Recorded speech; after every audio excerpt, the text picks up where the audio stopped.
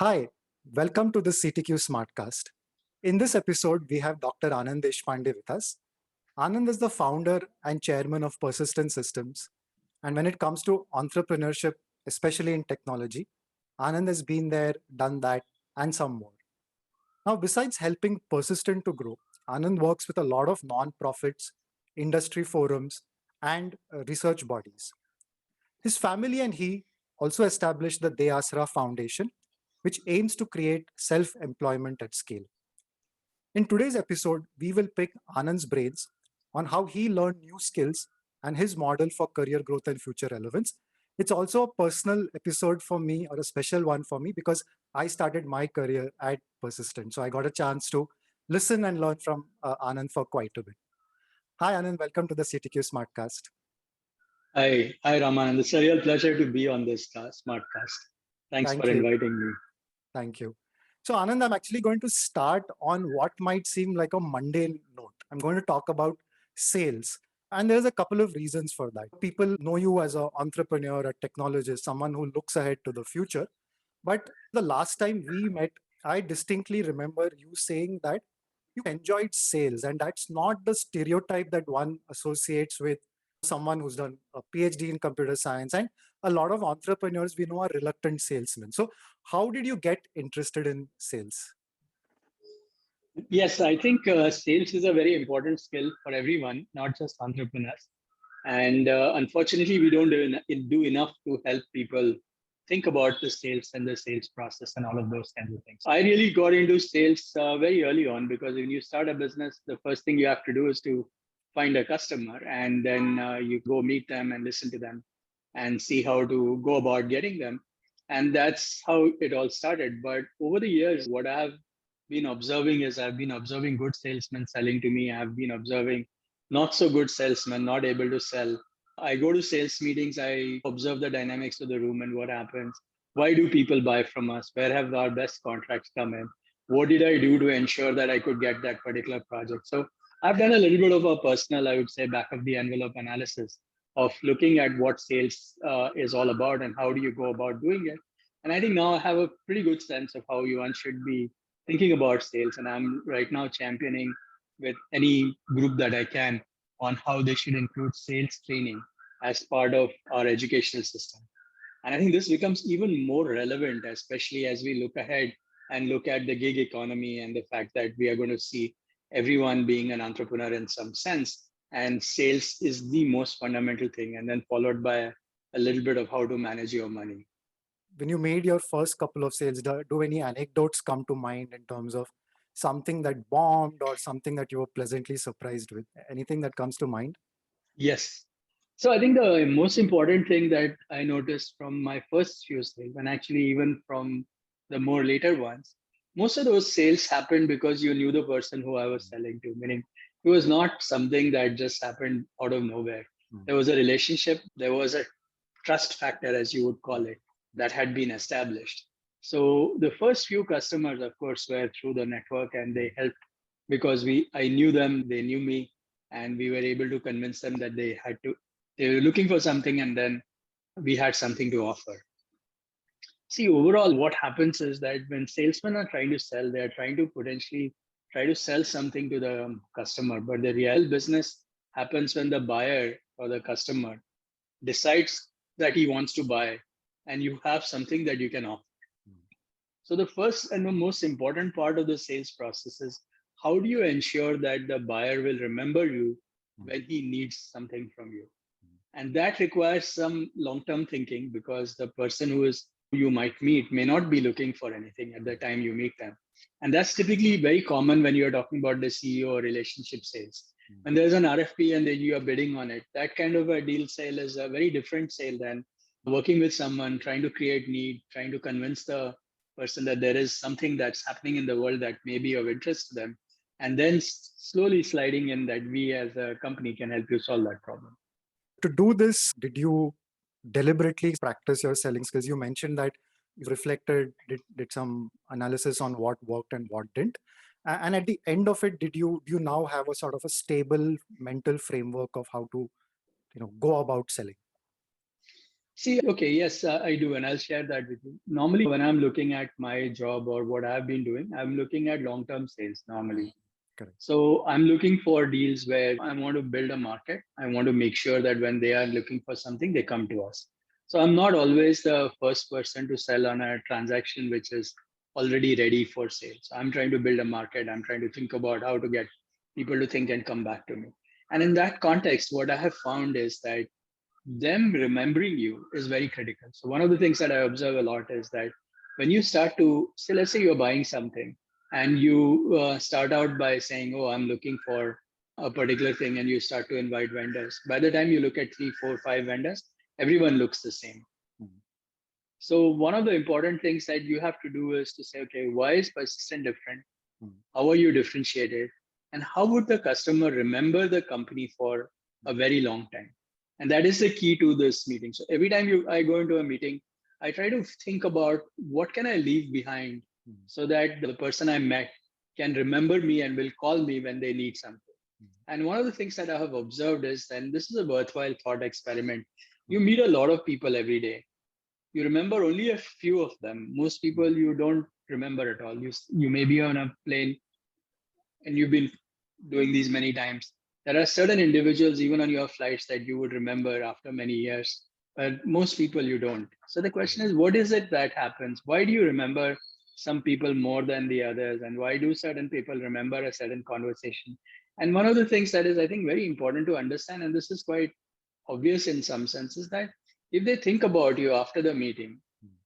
a few times, they are more likely to remember the meeting and then remember you. Correct. So the idea in a meeting to do is to see if you can get into a point where you can create a reason for that person to think about you even after the meeting is done.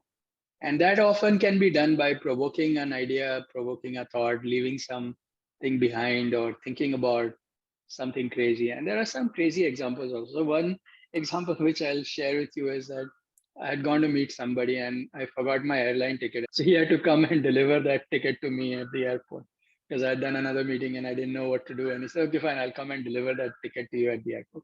So that was one reason why you would remember me. Whatever it is, if you can create some reason why that person remembers you, then he's more likely to call you when he needs that particular service or he's looking for something and he says, "Hey, would you will be willing to work with me on this particular problem?" There is a process as well, meaning how do you make sure that you are doing this right and all. What I'm trying to give you is sort of the high level anecdotal stuff, but That this is a process that can be learned. correct. And a lot of what you said is, or the core of it is fairly timeless in the sense that if you are leaving a memory, it's not hostage to something like technology or a No, newfangled it's a sales framework. relationship based thing, right? And I seriously believe, and this has been one of my sort of themes all through, is that, Mm. and I find this is true for most CEOs, and I'll share with you a little bit on that topic as well. But what I find is that CEOs tend to be more relationship oriented than transaction oriented. And you have to look at these things as long term relationships. And these relationships come in handy at all kinds of times Mm. and places. So you have to, any chance you get to meeting someone, you have to see how to move beyond the transaction to a relationship rather than just try to say, okay, here's a transaction, here's the deal, let's sign and get going. It's usually not like that, at Mm. least when I'm trying to deal with someone, whether it's employees or even if it is employees, take customers, anybody you deal with, especially if I'm interested in thinking about them and I think there's value, then I try to make sure that it goes beyond a transaction to a relationship. So while you spoke about employees, one thing I remember from when I was a college Yes, student was that Persistent had a brand. It had an identity first within the Pune circles, within the colleges here. And then as you grow, you took that to other places as well. So correct. I was very curious. So that's a kind of a selling to a prospective employee far before the recruitment season even came into the picture. What I was curious about is that was this a deliberate choice even then? Did it start off Yes. as an accident or did it develop later? So tell me a little No, bit. it was not an accident at all. And it was deliberate. And it was very specific if you look at it. Hmm. So if you looked at Persistent as a brand amongst the, say, the CS students, right? Hmm. COEP, maybe MIT or at that time PICT and some of these other colleges who were really the computer science people.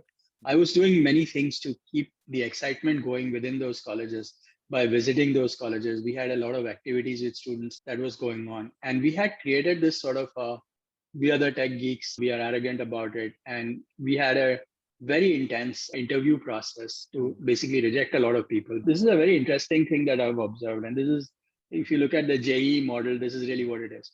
So the point is you pick the best available and that you need, right? So if I'm looking for 5 people, you pick the best available 5 people.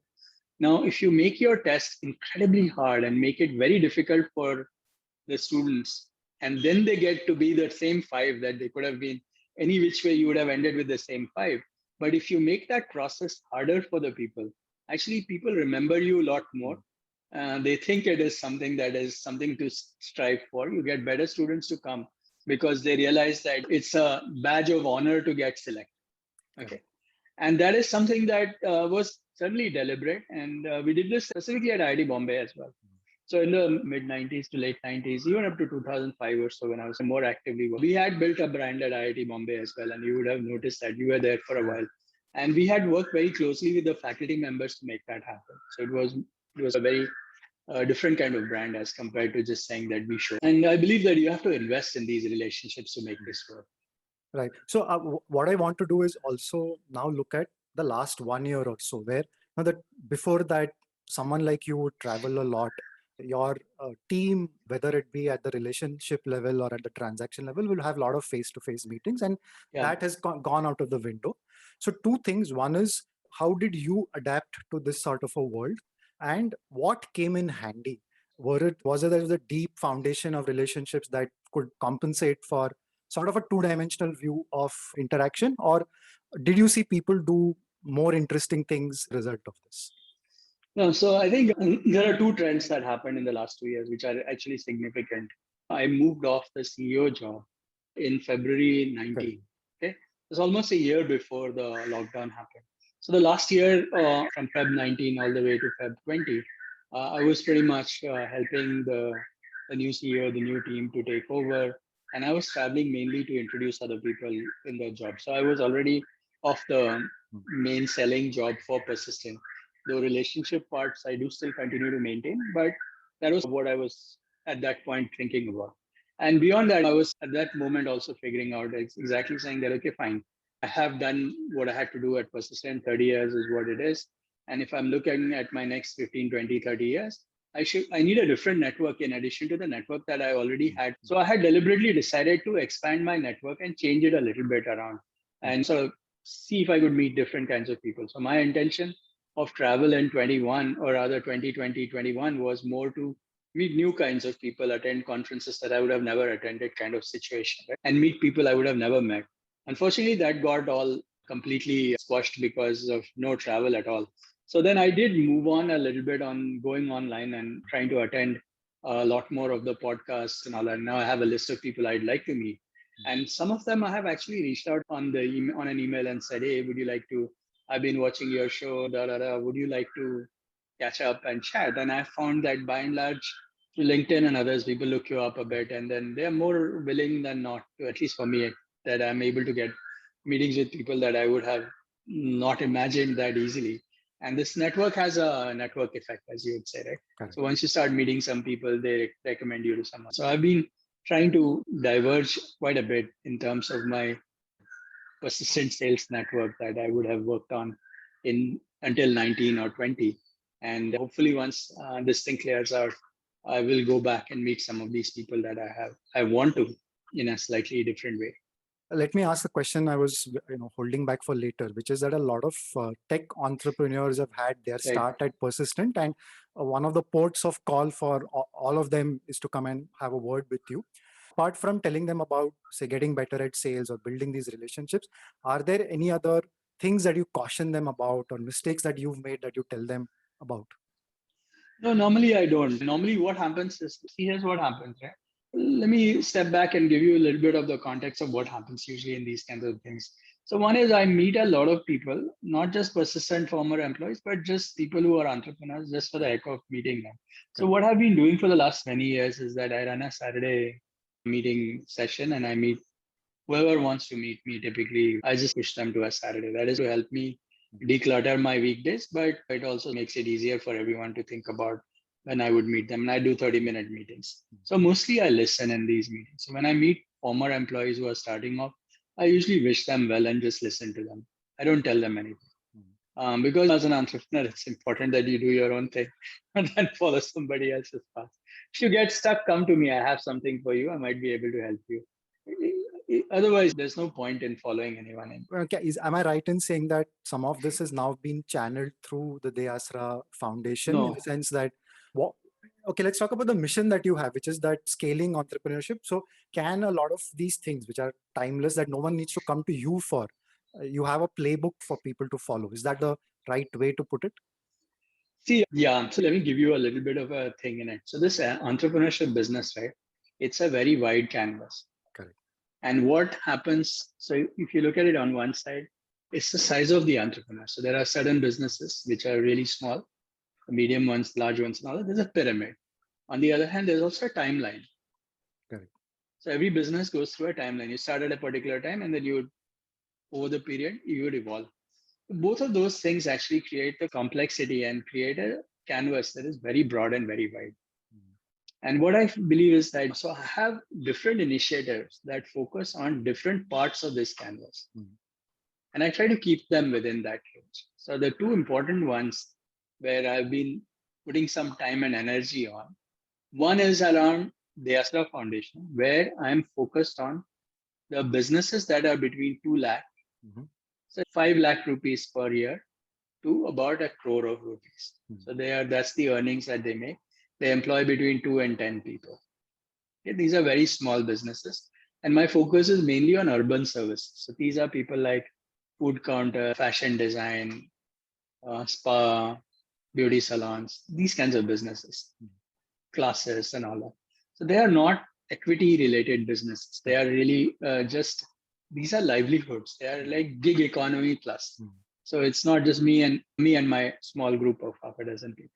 And they are purely cash flow businesses. So you are generating money, you're applying back, you're generating money, you're applying back. And you want to make sure that these kinds of businesses run seamlessly. We have too many reasons why we create impediments for these small businesses to be successful. Also, a tailor in one part of Pune and another part of Pune, their business model should not be that different. It's not about innovation as much. The innovation is in the craft and in the art, but the innovation is not in the business of it. It's an execution business. So what we are thinking about in deAsra is that I want to do this at scale. And I want to get to millions of businesses who should run more efficiently and seamlessly. So all those things that are mundane that get businesses bogged down, I want to structurally find solutions for those. So that's what we are trying to do with deAsra. We have a 40 people team. We have reached 120,000 businesses, 125,000 businesses. And we are trying to see how to grow this to 1 million over the next few years. And I think we'll get there quite soon, actually. And the idea we found is that there are about 60 to 70 different points of failure, if you might say, or processes or stress points that you have for these businesses. Do you have all the compliances? How do you hire people? How do you fire people? What do you have in terms of contracts, insurance? Then you have things like, how do you do marketing? How do you get online? How do you sell? So there's a whole bunch of things. For each one of these, we have 4 steps. One is a checklist. Okay, do you have what you need to have? Second is, here is a DIY material. Okay, you do it yourself on what you should do if you wanted to get yourselves to go. So take an example. Say I want to do something like I'm a food counter and I want to go online and I want to sell online. All right. So first is, what does it take to be online? So there may be a small checklist that says, okay, do you have this? Do you have this? Do you have this? You have an internet connection. You have a bunch of small things. The second piece is that if you don't have it, how do you go get it? So here's what you should do to get it. The third thing is, I don't want to do this myself. Can I find a vendor or a partner who will do this for me? So that's the third thing. And the fourth thing we do is we try to do benchmarks. So this is something that is a little bit aspirational, but we are trying to look at benchmarks to see how to help people understand if they are operating in the top quartile or the bottom quartile and what can they do to move up. So this is really what we are trying to do. So it's a whole grid, 60, 70 different processes, 4 steps on each one of them, and then expand that. And the idea is that any business who is in trouble will find that they are trouble in one of these 60 places. That's how they come in. They find what they want. Once they have found it, they say, oh, can I look for something else around where I am? So they can navigate through this whole situation of where you might be, what you might need, and then you help yourselves to get there. That's really what we are trying to do as far as the deAsra thing is. But we want to stay very focused to this segment of people. The second thing that I'm working on is with Ashok Korwar, and that is something we call second orbit. And that is a little different. Okay. So and that is not part of the Asra case right now. What you would observe, and you work with so many companies now, is that companies go through these S curves. So you do certain things, you'll see growth, and then you tend to flatten out. And then you have to find the next and the third and the fourth and the fifth.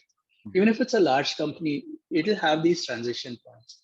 And what we have observed is that what works in one orbit doesn't work in the second orbit. What works in the second doesn't work in the third. And every orbit shift is incredibly hard for the founders to make that transition happen.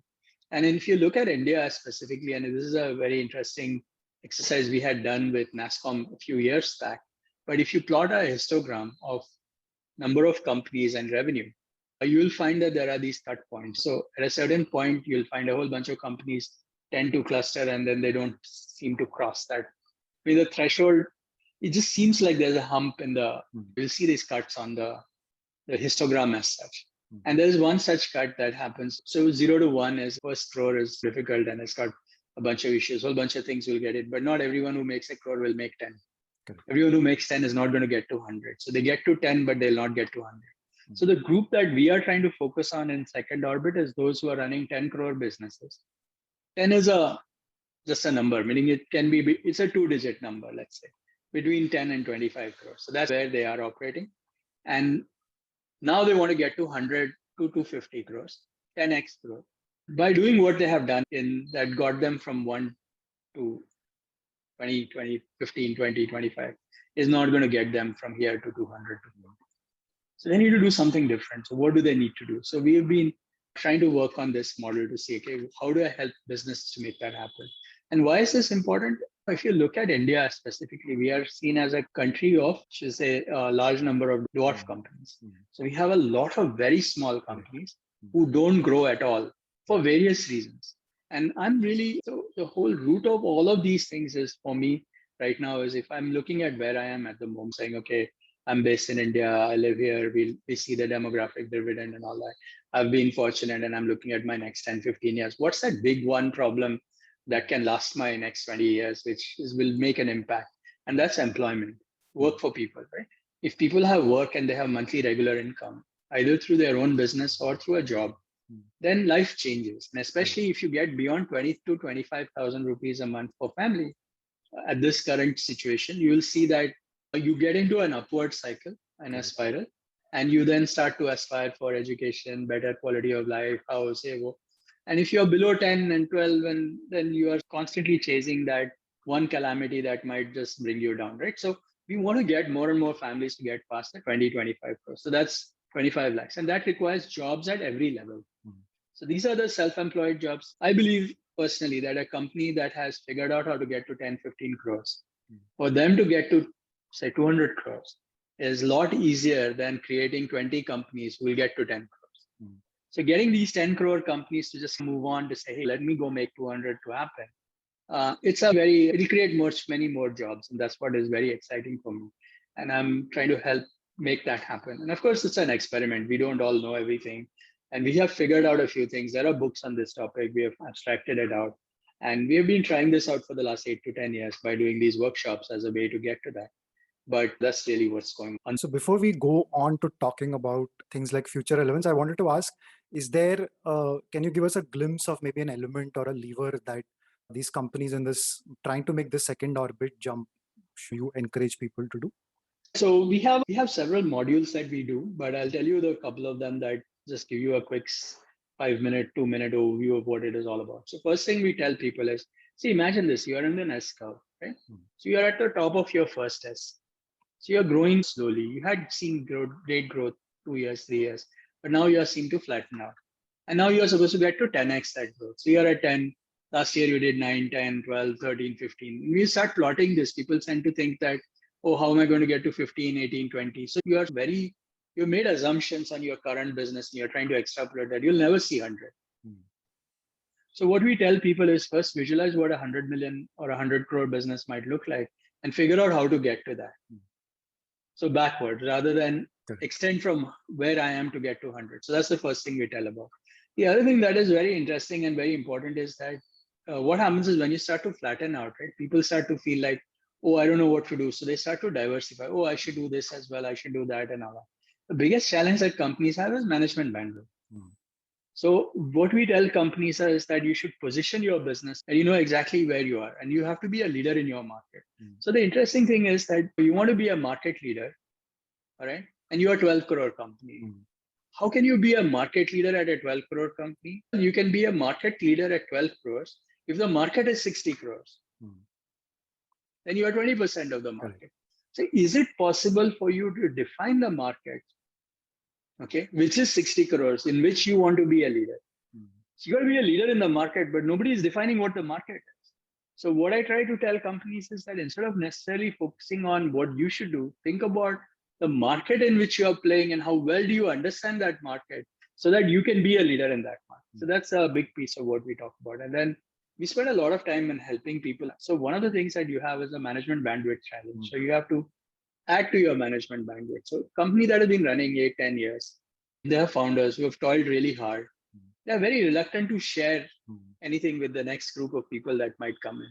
And they realize that they can't share, but they can't grow because unless they get them in, they can't grow.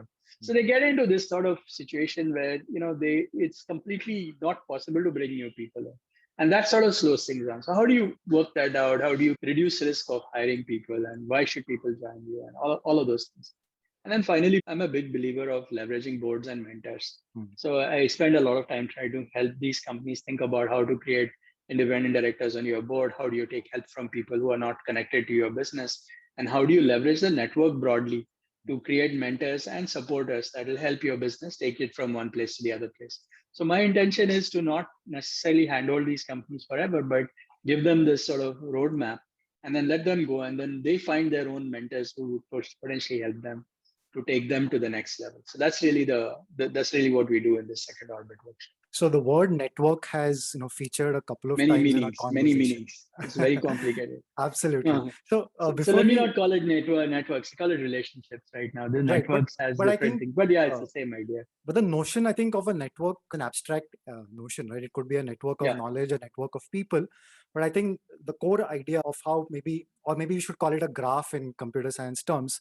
Yes. But before I come to that, I want to set the context by referring briefly to your by now fairly well-known popular talk on how to take charge of your career. You've spoken about 4 stages, the first being the learning and networking stage, getting into your career.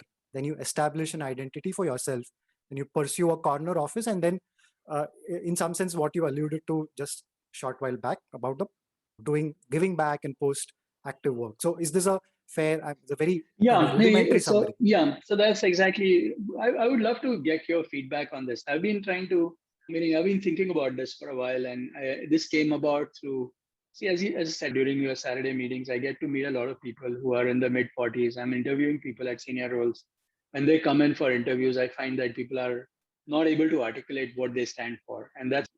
And then you go through certain transitions and you're looking for people. I want to find somebody who's going to be my leader for a particular job. And say, hey, these guys are not there, but some are. What makes certain people be ready for certain roles and not others? And is there something that you can plan out? So that was the motivation for how this whole thing came up. And I find that my classification of these 4 10-year segments is unique, meaning I have not seen this from anyone else in some sense. And I claim ownership of saying this is my idea, but I should write it down someday. But by and large, I've been talking about it quite a bit. And I would love to get you as someone who is in that thing, but you've gone into the entrepreneurship road, but you have many other friends who are probably in this situation. And do you think this works, or do you see any holes or things that I think I should do differently? Right. I mean, I'll give you a couple of reactions and also ask you a couple of questions about it. Sure.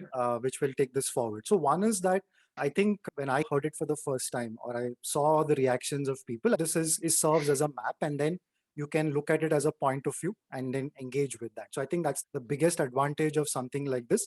I would say that probably the other counterpart or equivalent of something like this is the classical notion of the brahmacharya and all that, those 4 stages of Actually, older. I have been writing about how that needs to change, and we should talk about that if you're interested Sure, in sure. that. We'll do that right away. So just to complete that thought, that's one aspect about this, which is this is a map and this is a starting point for you to think about. The second is that, again, delving into the software engineering sort of thing, which is that we started off with something like a waterfall sort of a model. We said things go linearly, and if all goes well, you will progress through these stages. But maybe there is a case to also look at this and say, is there a more iterative form of this? Because Correct. now that people have multiple careers happening, and that's something that we can take for granted. I know a lot of people, actually more than the youngsters or people in my age bracket, I see a lot of people restarting careers or doing a second act or even a third act in many cases, for whom a map like this is fairly useful, because it's not easy to go back and say I need to be a learner or I need to put my hand up and say I don't know something, and find the best person to explain it to you is probably much younger to you. I thought that this model, but how do you iterate? But the advantage of iterative, the second or third iteration, is that you have a bank to build on. Like you said about your network and the change that you're trying to deliberately make in that network, you have something to work on. It's not a blank canvas. So those were, two reactions that I've always had when I've heard about your. I don't know if it helps. No, let me think through this a bit about the iterative part. It is true that even within that 10-year zone, you might have different kinds of things you might want to think about. What I find in general is that people get lost because sometimes we'll just talk about, oh, you should follow your passion, this, that, and other stuff. But the reality is that it depends where you want to go, right? If you want to Correct. go somewhere, then you have to have a way to get to that point. Mm. So if so this particular model works well if you want to see yourselves as a quote unquote executive in the company, right? Correct. So then this is what you need to do, because if you're not at the right place and the right age profile, you may not get hired for the job. Say, let's say, the CEO of a company. So the people who get hired for a particular job at the senior levels have certain things they have done. And if you want to be in that place, then you need to position yourselves there. Correct. So that's really where this came from, really. But yeah, I get your point. I do see that if I'm at 35, I'm at, let's say, 45 or 55, and I've decided I want to do something new and different. Should I go do something else? I don't know. Maybe I need to think through that a little bit more. If I also interject there and say that the first two components, which is the learning, networking, establishing an identity, I think is true of any kind of situation that you are in, because those are Correct. essentials. And you Yeah. rightly The, said, the one question that people have asked me is that why do you say learning and networking is important in the first 10 years and not ever after? My point is that if you don't figure out how to learn and network early mm, on, mm, it's much harder to learn later. So today, for me to go and say, I'm going to start networking, I've never networked in my life.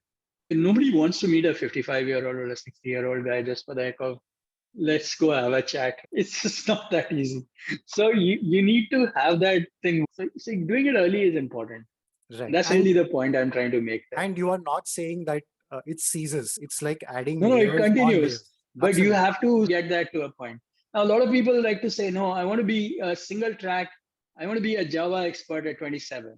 I'm not saying it can't be done. It can be done. But one, I'm not sure if it helps to be a Java expert at 27, meaning if you want to be an expert of something, you better be at certain different kinds of things as well. And if you are at that point where you have an expertise by the time you are 15, 20 years in your career, then you are in a better slot than being in a situation that says, I have 20 years of experience of working in the company. The question is, what has that 20 years of experience in the company done to you so that you can claim you are an expert at something? So that's really the point I'm trying to make. And related to that, I also say is that your expertise depends on the scope at which you are saying. And we in computer science understand scope very well. You should be an expert, and the world should say it. The world is a variable, or it defines the scope of what you mean. If Pune thinks you are an expert, then it's a certain level. If India thinks you are an expert at this topic, then it is a certain level. So that scope of where your expertise is, at what level of expertise are you, is important for that. And that sort of goes back to this whole thing. And Raman, you've been doing a great job. But I highly recommend people that there are a lot of these alternatives, such as ACM and other places where you can go off the organizational expectations and go publish your own story, build your own brand. Today, you can do this through blogs or writing on LinkedIn or even Twitter or any of those kinds of things. But if you want to be seen as quote unquote an expert at a certain thing, you have to take a stance and do it. And the earlier in the mid 30s, in my opinion, is a place where you have enough basic grounding to make that kind of claim. You've built a little bit of a network that people can amplify that. And then now you make something happen, people will take you seriously, but you still have enough energy to push it all the way through. Right?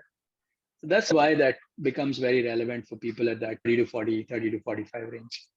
And so that's why what you said about the second orbit, I thought that there was some lessons for individuals to take away from it, which is it's at its core, the problem is the same, that how do go past a Yeah. plateau that everyone gets into. Yes, I think personally people do worse on this than companies do actually. Most people do not realize that your skills have to evolve as you go along. Right. And I think there is a cultural issue here for us and in general as well. And we are used to being in guardrails. Right? So we like companies, when people come to the company, they expect, oh, show me my career path. Do you really want the company to show you a career path? Or you should have your own career path and demand the company to say, hey, I have this career path for myself. How are you going to enable me to get to my personal goals? Right? So this career needs to be owned by me, not by the company. And that's one important observation as something that we've had. And for the last 3 to 5 years in the company at Persistent, we've been going very aggressively and trying to tell people that you are responsible for your career. We are going to enable you to make that happen. So when you meet people who are reluctant to adopt this mindset, what can a company realistically do to nudge them, push them, shove them in that direction? Or have you now seen so many shades of this problem that you've said it's the individual? If he doesn't own it, I can't do anything about it. You can just show them things, but at the end of it, it's the individual who has to do it. And so, one of the things that we understand is that sometimes you need to let people leave. Sometimes what they want to do or their aspirations or what the company's expectations are do not align with what that individual wants to do, or individual doesn't want to grow with the company. In that case, perhaps letting that individual do what they think is appropriate and moving on at that time is a fairly reasonable thing to do, and one should not get very emotional about it. On the other hand, one of the things that we've tried to do at Persistent, or at least I believe in telling people, is that, hey, yeah, it seems you want to see the world, go do it, but you're most welcome to come back. Meaning, we have nothing against you and we are very keen to have you be part of it. It's not like because you left us at this moment, that's the end of the world. We still continue to be quote unquote friends. And when you think that you are ready for us and we are ready for you, let's try it again. And have the events of the last couple of years in any way caused you to look at your model differently? I'll give you an example. In a world where the corner office in a physical sense has not been inhabited for 18 months, are people looking at the corner office very differently now? Or has anything changed or hammering away at the foundations of this model? See, no, I think corner office is basically a concept of saying what is your last ultimate dream goal of where you want to be in your career. It's your corner office. Okay. It's not the company's corner office. So everyone has to has their own. And the idea here is that when you're in your 40s, when you become that expert, you have to basically calibrate yourself and say, where do I want to be by the time I'm in my early 50s? Because, and this is something you have talked about in other places as well, as we should probably mention that. And I'm a big fan of Arthur Brooks as well on this topic. And the fact is that people tend to max out in professional careers and in their early 50s or so. And if you're looking, so if I'm looking for a CEO or somebody at a very senior level, I'm more likely to find somebody in the early 50s than someone in their late 50s. So having realized that particular situation, so you have to realize what your corner office is, and you better calibrate yourselves in your early 40s of where you're going to be and how far you're going to get. And unless you have that map of saying, that's why I say get from that. Once you decide what your calibration of your corner office is, you have no more than 3 steps to get it over a 10-year period. And you can't just make too many random shifts unless you readjust your corner office profile. And this is a known fact that people in their mid 40s have got to a point where they keep following it and they realize that, oh shit, Now I'm not going to make it to the corner because I didn't realize what my corner office is. Everybody thinks that in an organization, because the org charts are drawn that way, the corner office is the CEO. Not everybody is going to be a CEO. Right. So at a particular point, you have to decide that my corner office is this. And if I want to be a CEO, then I need to have these kinds of skills which are appropriate for this. So that's really what the calibration is all about. So I want to ask you that you've seen a lot of leaders, educators, advisors up close, and these are people who are in some sense charting their own path or who have done what you just mentioned, which is figure out what is it that their peak should be and work towards it. And a lot of these, I think, just referring to the Arthur C. Brooks article for benefit of listeners, it's an article about how your work peak is earlier than you imagine it will be, and bunch of things that the author realizes. These and he talks about a concept called as a fluid and crystallized intelligence. Fluid being something which relies a lot on mental agility and the thing attributes you associate with someone young, and crystallized is where you've amassed a lot of timeless knowledge and skills and expertise and experience, and you can bring back. A lot of these people are in that crystallized intelligence zone and they're benefiting from that. So what are those people doing to keep themselves relevant that the rest of us can learn from? So I think different parts of this question, but okay, let's just focus on how do you keep learning and how do you get to the point where this particular thing. So one of the things that I've wondered, and I maybe when you were at Persistent as well, I've been tossing this idea for a long time, is that, and this is regarding a programmer thing, and I have not quite figured out the real answer, but I would still think that there is an opportunity in this thing. So if you look at programmers in our field, you look at people who are 1 year experience, 5 year experience, let's say 3 year experience, 5 year experience, 10 years experience, 15 years experience. And you say, quote unquote, what have they learned?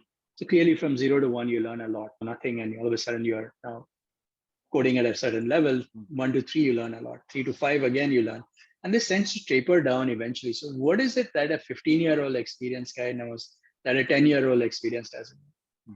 What is a 10-year-old experienced guy knows that a 5 year? So what is it that I have done in the last 5 years that makes me more valuable than the previous 5 years? So that's the real question that I've been trying to ask. And then the other converse on that is to say, okay, if I know that a 15-year experience has these kinds of skills, so he does these things differently from someone with 10 years, is it possible for me to abstract that and learn that so that I can provide this to a guy who's 5 years experience so he can be as effective as someone who is 10, 15 years? This is true for coding and a certain craft kind of things. But in general, what I find is that people who have evolved beyond the first step are more relaxed about learning. They realize they don't know many things. They are open to asking questions. They don't mind talking to younger people or people who may be experts at certain things. They don't have to pretend that they know everything. They realize that, man, it's not possible for everyone to know everything. And it's okay to not know many things. And that's the only way you learn things. Second thing that I find very useful, at least for me, is that I tend to do workshops, or I tend to take up a topic and say, okay, I'm going to talk about this topic that I don't know anything about. And I tend to prepare a slide deck and go after that. And then that sort of helps me learn a lot more. So I do that quite a bit. And at a certain point, people are more willing to listen to your story rather than when you are a 25-year-old. People are not willing to listen to you. So this whole thing about how you challenge stuff. So see, what happens is if I don't know something and if I'm really young, I tend to feel like I have to go read up the books and everything else and tell you what it is. When at a certain point of time, you get to a situation where I can have a conversation with you, say things I know, say things I don't know, ask you what I don't know, and maybe you fill in the gaps together with me. So that conversation is extremely valuable. And that's something that I find is the way people who have a little more experience tend to do this conversation a lot better, where they bring in their point of view, even if it's not complete, and you have a conversation and you get something meaningful for both of you, as compared to someone who says, okay, tell me something about sales. So he says, oh, I've been trying this and I found this happen. What did you try? Did it work? And then you evolve your way in and out to where you want to go. So this whole process of learning is a collaborative learning process. When you get to a certain willingness to accept that you don't know everything and you got to learn it from other people, the books can only go so far. My ability to sit in when I'm a 25-year-old or a 22-year-old, I could sit in a book and say, okay, I'm going to read this end to end and I'm going to do all the exercises on this program and I'm going to figure out Python in 2 weeks. Right? Today, it's not quite that way. Right? So it's much easier to say, okay, what is this? What is this? And then, oh, Python is just like this and not this. And so you have a much better view of the topic because you think about it very differently. And that's really what I have found for myself as well. So people listening to Anand today should just commit to doing a talk 3 months down the line on, say, something esoteric, and that's it. I think the social commitment, social pressure, these are all by now well-known mechanisms of getting you to do things. Correct. I wanted to ask you, therefore, is there something that you're learning right now, you're teaching Yes. yourselves to do? So can you tell us what that is? What the last 1.5 months I've been figuring out on NFTs. Hmm. I have now reached, say, 3.5, 4 on 5 scale in terms of understanding this thing. And I find the difference. Of course, for the last 4 or 5 months, if you ask me to talk about NFT, I would give some bullshit about NFT and sound like I know what I'm saying.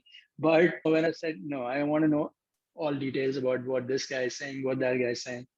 So have opinions about it, to argue about when, why, in what context, and all that stuff. So that is what I've been spending the last 5 to 6 weeks on, just trying to get to this point where now I think I have a fairly good story. I will find someone. I mean, I found one group to say, hey, will you listen to my story? And I think by the end of June, I'll have a deck which will be NFT presentation ready. But I'm very fascinated by this whole programmable money part of the NFT. Okay, so I'm not the web of value, as they call it. So not the tokens alone, but how do you do this programmable money, and a whole bunch of things going on that topic, which is what I've been trying to figure out. And I'm very excited as the sort of the exuberance will go away in a few couple of years, but I think what will emerge few years from now would be very interesting. That's what I'm looking at. Yeah, so this is again an approach that works pretty much for anything that one is trying to learn. For a lot of people listening to you are probably wondering, where does Anand get the time, or why does he do it? I think the idea is that it's not something that you do make time separately for, right? It's just part or woven into your lifestyle such that it just happens. No, I get driven by deadlines. Okay, so I am very much calendar driven, deadline driven kind of a lifestyle in a sense. So I put everything in my calendar. If I know I'm supposed to do, I maintain a so I maintain a mind map of what am I working on. All right. So I have a bunch of areas in which I have, I've committed to somebody to be on some committee, some this, that, whatever.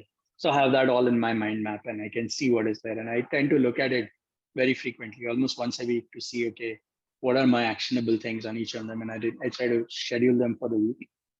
And then I tend to be fairly calendar driven in terms of what I do. And I keep time slots for, so I have a few projects which are long term projects, which are slightly longer term, mid-term, short-term, and then the short-term ones are where there is a deadline.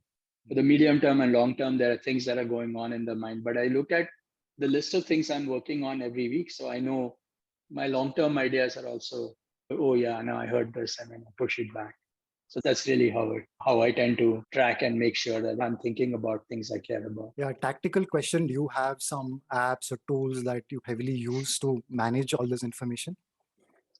So I use a lot of basically the Outlook calendar is what I do, and I have someone else who manages that calendar for me.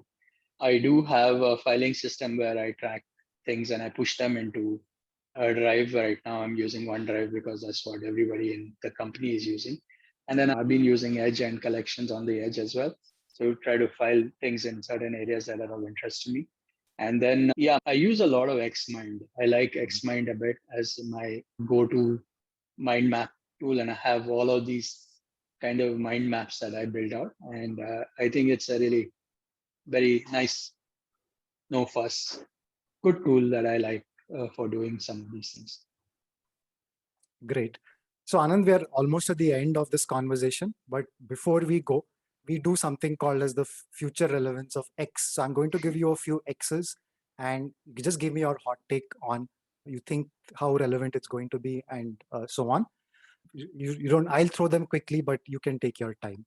All right, let's start with the first one: the tech ecosystem in Pune. No, I think I'm very optimistic about the tech ecosystem in Pune. I think there's a lot happening, and I think over the last 20 years, it has evolved quite a bit.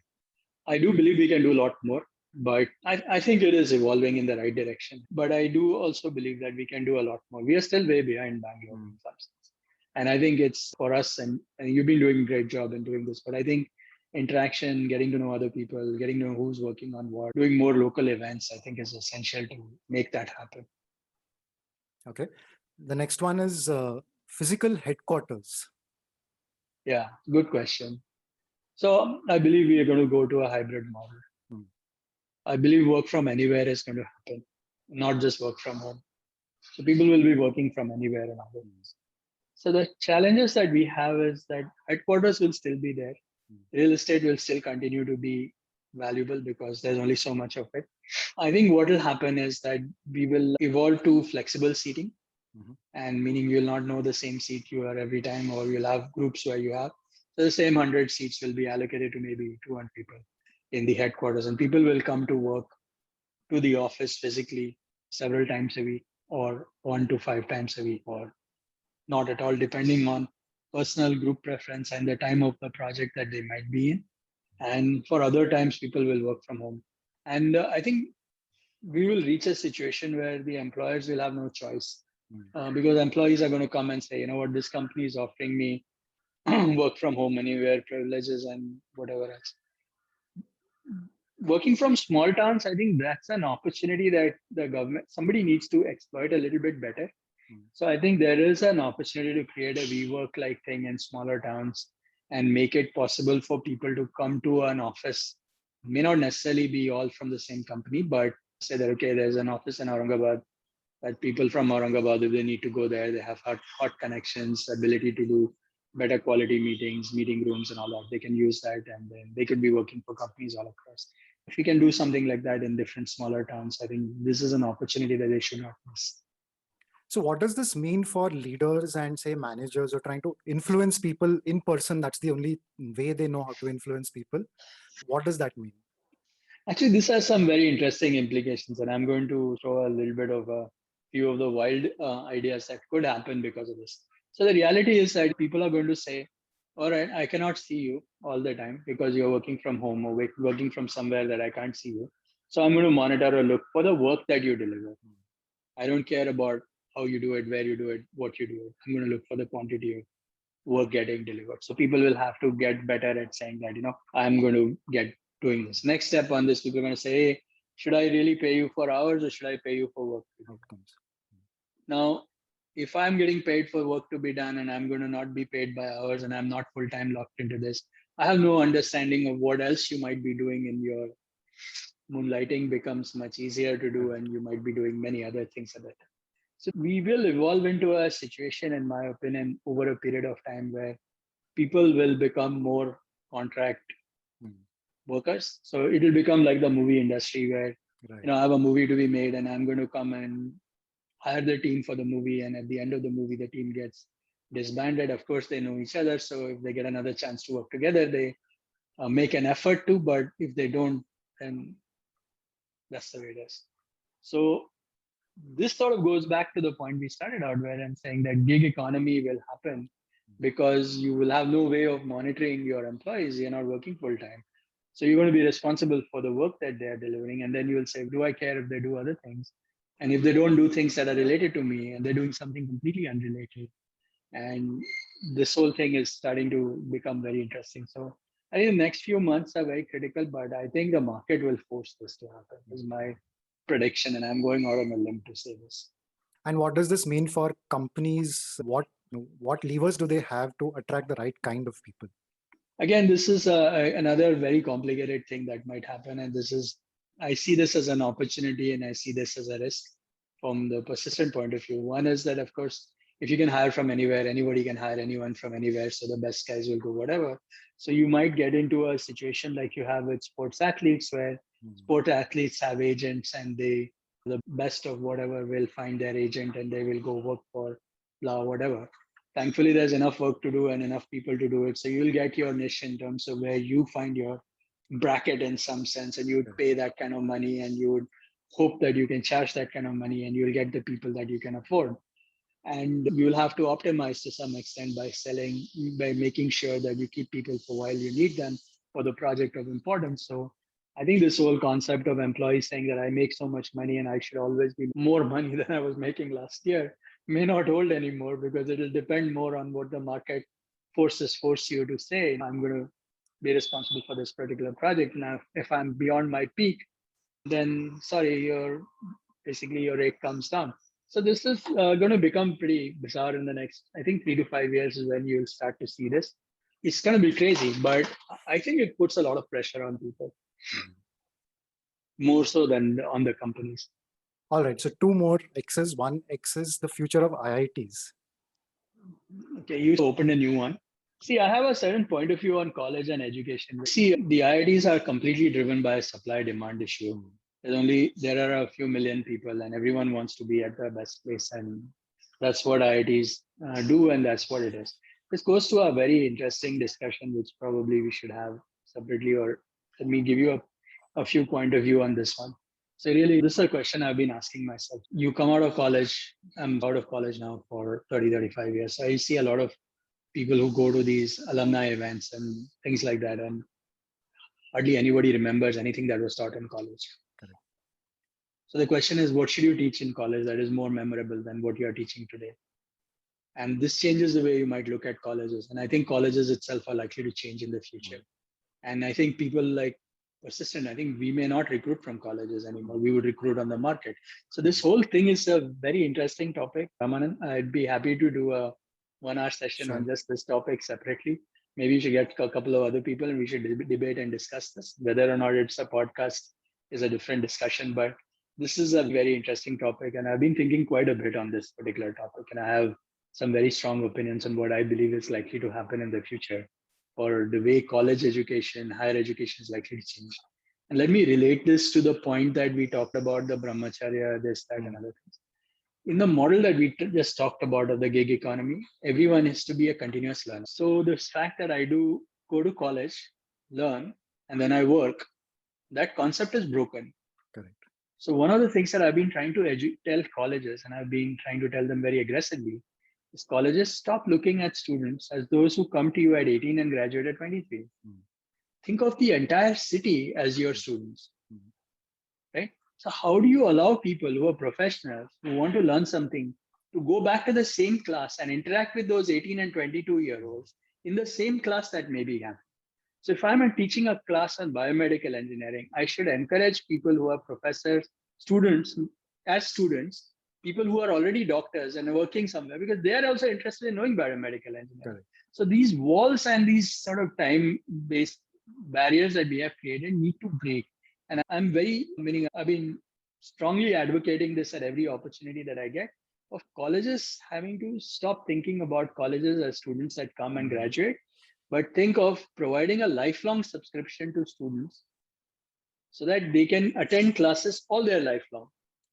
And anyway, you would go to Coursera, might as well go to Pune University, right? Meaning, if I could go to a class and do law, I want to learn law a little bit, I want to know about contract law. Could I not go to the law college and attend that? Wouldn't it be more fun if there were some students who were 18 and 22-year-olds in my class? Wouldn't those students benefit a lot that by the end of their curriculum, they now have a network of 40, 50 professionals that they have done class with, who would then help them through this journey? So this whole blending of student, professional, education, learning, this whole thing over a period of time is going to happen. And I think this is an opportunity that I've been propagating to colleges very aggressively. So I'm quite aggressively pushing this at Pune University, for example, because a city like Pune can do this. I'm also on the board of IIT Patna, but very hard for me to imagine how to do this in Patna, where I don't know the ecosystem that well. It'd be hard to do this in Kharagpur. Right. But in Pune, where a city is possible, I think we should look at this kind of an opportunity. I've been telling CYP as well on this particular topic and saying, hey, you guys, stop thinking about students as students, those who come to college at 18 and leave at 22. Think of students to be students for life, right? So once you start to open that out, it changes how you would learn, how classes could be done, how would teachers change, how would the economics of this change? You could charge more money to people to attend at different points. And how do you build this network that is much wider and broader? So this is a very interesting topic. You may want to cut this from here. No, this is an extremely fascinating point. It's almost a kind of presages what we should probably talk about some other time. But I think just to comment on that, the world is clearly becoming more multidisciplinary. The world is also multi-generational in terms of its workforce. And a lot of us who have gone back, some of us have gone back to COEP, for example, to teach or to interact. The idea is to really learn through teaching. And I think what you just suggested opens up multiple dimensions for people to stay a learner for life. Anand, thank you so much. It was a fascinating 60, 70 odd minutes. And I think we've clearly there is much more to talk about. So I hope to have you back on the CTQ SmartCast soon. Thank you so much. Hey, thanks a lot for inviting me. I'll be very happy to come back again. And I want to wish you and CDQ the sort of the third orbit. So I know you're at the top of your first orbit. Go to the second and third, and I wish you all the very best. Thank you so much.